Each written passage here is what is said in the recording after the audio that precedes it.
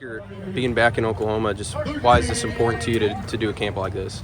I tell you guys every time I'm able to come back, it's just this place changed me for life. I'm forever grateful for what University of Oklahoma has given me and made me who I am. So just coming back here and being able to spend time with kids is a great experience for me. And I remember being at this age, coming up and watching games and just how much fun I had. So it's important for me to do that. Speaking of watching games, you've kind of built a relationship with John Material. Talking about watching. What have you thought of this game, and what do you think about expectations for him this year? Yeah, obviously before I knew he was coming here, as a fan of football, you watch college football when you're on the road, when we travel. So love the way he plays. I think there's some similarities in our game, just the way he carries himself. You can tell the leadership goes a long way with him. So I love that, and I'm excited that he came in, and we'll see what happens, but it's exciting.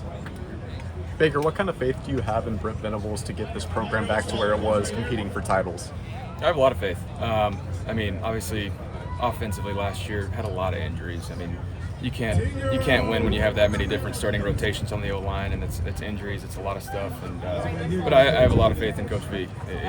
Defense was great last year, and obviously that's the standard he sets. Tough, hard-nosed guys that hustle to the ball, and he's going to carry that on. So I have a lot of faith in him. You talked about Mateer. He told us that you called him, I think, when he was on his visit here. What do you remember about that conversation? What advice did you maybe offer?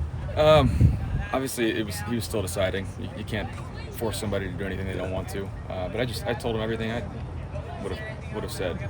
Just if you trust it, if you love it there, if you want a chance to go shine in a place that will truly embrace you for everything you are, this is the place to be. And tradition here, you can't beat it. And the atmosphere, once you start winning, people will rally around you. So, it's up to him now. It's been 10 years since your Tennessee game. OU goes back there this year. What do you remember about that game? Do you have any advice for them as they go into Neyland? A win is a win. I always talk about that game that we played horrible football for 3.5 quarters and wound up figuring it out in double overtime. But on the road, and that was our first SEC on the road game. Obviously, it's week to week for these guys now, but it's a different atmosphere.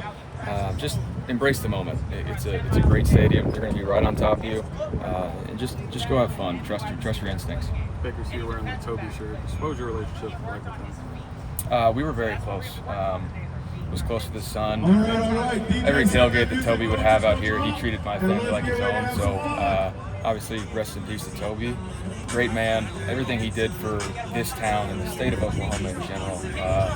A guy that gave his time and energy and a ton of resources to help everybody else out. And just somebody that loved life. And so hard to see him go, but his legacy will forever carry on here. Baker, a lot of people in this fan base are making comparisons with John to kind of how you played when you were here.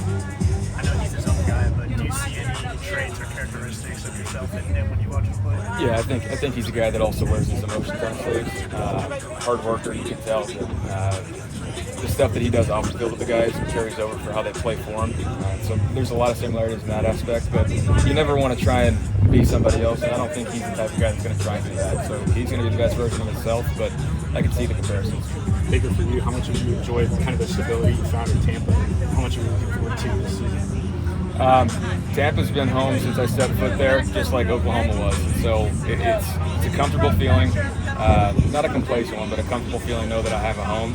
And I'm excited for the year. We have all 11 guys back on offense, made some upgrades on defense, and so you never know how it's going to be until everything comes together. At some point in the season, you realize the type of team we have, and I'm excited to see what it is. How much did you enjoy getting to play with Sterling again this year and getting to do it this year? It was a great reunion. I think I gave everybody a heads up of how actually crazy he is on the field and in meetings, and they didn't believe me until he was there. And obviously, he helped us out a ton last year when we had receivers go down, and it's good to have him back.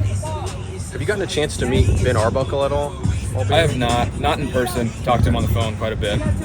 Seems like a really sharp cat. Obviously, him and John have worked well in the past, so that's exciting. Whenever you can have chemistry with the quarterback and OC, that's good for the offense. You mentioned your relationship with Mateer. What's your relationship with Michael Hawkins Jr. like? This was actually my first time truly meeting him, but from the people that I've talked to, he's strong in his faith. Adam Starling, who married my wife and I, said he's an unbelievable guy. So you can always root for guys like that from afar. You don't have to meet him, but you can tell what type of character he has, the work ethic, and so it's fun to be around him today. Baker, what was your immediate reaction to Joe C's retirement? That one hurts. Joe C's obviously been an instrumental part of what Oklahoma sports in general, not just football, but everything that he's done here to raise the standards around here. It's going to be tough to see him go, but he's going out on a high note. He's carried this athletic program for a long time, and him and his family have done a great job of representing the community and this university at a very high standard for a long time. Do you have any relationship with Jim Nagy? I know you went to the Senior Bowl, but do you have any relationship with him, or no? Just brief interactions, no real relationship. Have you talked to John Mateer since he was still deciding on his school? I have not. I was planning on trying to catch up with him. Just wishing him good luck on the year, but we'll chat throughout the season. So I'm excited for him. A lot of people like to talk about Arch Manning in Texas. What do you have to say to Mateer going into a game like that where maybe the limelight's not on him? Just what does he need to do? I think he's pretty comfortable in the underdog role. We can relate on that part.